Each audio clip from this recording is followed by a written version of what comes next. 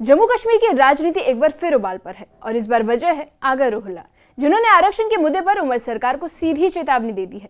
सांसद आगा रोहिल्ला ने एक्स पर पोस्ट करते हुए कहा कि अगर 20 दिसंबर तक आरक्षण विवाद का हल नहीं निकला तो वे छात्रों के साथ फिर से सड़क पर उतरेंगे और इस बार प्रदर्शन एक दिन का नहीं होगा।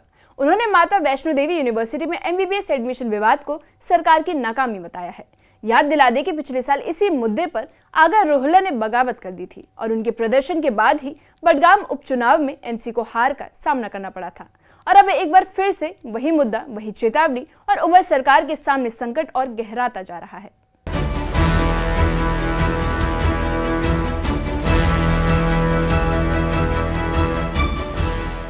नेशनल कॉन्फ्रेंस की सरकार के लिए मुश्किलें खत्म होने का नाम नहीं ले रही और अब खुद पार्टी के सांसद आगा रोहिल्ला खुलकर चुनौती दे रहे हैं। आरक्षण के मुद्दे पर उन्होंने सोशल मीडिया प्लेटफॉर्म X पर बड़ा ऐलान किया है। 20 दिसंबर तक समाधान नहीं मिला तो वे छात्रों के साथ फिर सड़क पर उतरेंगे। सांसद आगा रोहिल्ला ने पोस्ट में सरकार पर सीधा निशाना साधा। उन्होंने कहा कि युवाओं की पीड़ा और निराशा को कब समझेगी सरकार। माता वैष्णो देवी यूनिवर्सिटी के AEBS एडमिशन विवाद को सरकार की नाकामी बताते हुए उन्होंने कहा कि ये मामला भी शायद सरकार की आंख नहीं खोल पा रहा। उन्होंने याद दिलाई कि पिछले साल भी सरकार ने वादे किए थे, लेकिन नतीजा आज भी 0 है। सरकार में बैठे लोग कब समझेंगे कि हमारी युवाओं के मन की पीड़ा और निराशा कितनी गहरी है। क्या चीज उन्हें यह एहसास कराएगी? यह स्थिति पूरी युवा पीढ़ी को घुटने की ओर धकेल रही है। क्या आज वैष्णो देवी विश्वविद्यालय में मेरिट वाले छात्रों का मामला भी उनकी आंखें खोलने के लिए काफी नहीं है, ताकि वे इस मुद्दे को गंभीरता से लेकर युवाओं को राहत दे सके? पिछले साल उन्होंने कहा था 6 महीने, वे 6 महीने अब 1 साल में बदल चुके हैं। कुछ हफ्ते पहले बडगाम विधानसभा चुनाव से ठीक पहले उन्होंने कहा था कुछ ही दिन, बिना यह बताए कि मसला हल हुआ या नहीं। अब वे कुछ दिन भी 1 महीने से ज्यादा हो चुके हैं।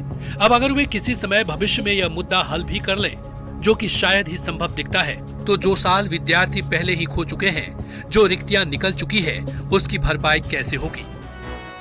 बडगाम से सांसद बनने के बाद भी आगा रोहिल्ला लगातार इस मुद्दे को जीवित रखे हुए हैं। उनका आरोप है कि सरकार ने चुनाव के समय कहा था कि कुछ दिनों में समाधान होगा, लेकिन वादे सिर्फ चुनावी बयान बनकर रह गए। उनका यह बयान पार्टी के भीतर टकराव की ओर इशारा कर रहा है।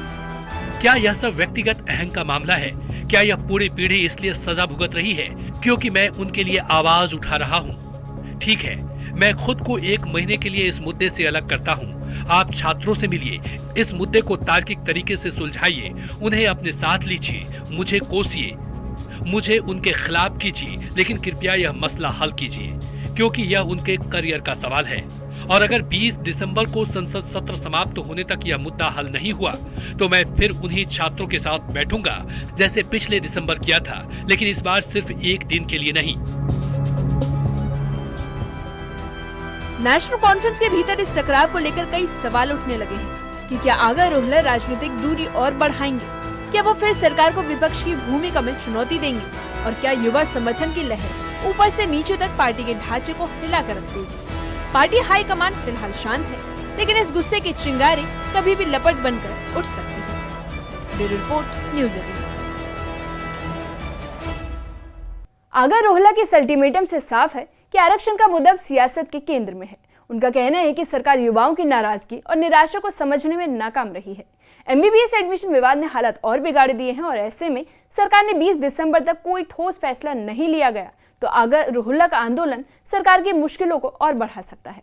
अब बड़ा सवाल यह है कि क्या उमर सरकार फिर से उसी गलती को दोहराएगी जिसकी वजह से पार्टी को बडगाम में करारी शिकस्त मिली थी, या फिर आखिरी तारीख से पहले कोई समाधान निकाला जाएगा? फिलहाल राजनीतिक गलियारों में यही चर्चा है कि आगा रोहिल्ला के तेवर बढ़ते रहे तो उमर सरकार की परेशानी थमने का नाम नहीं लेगी।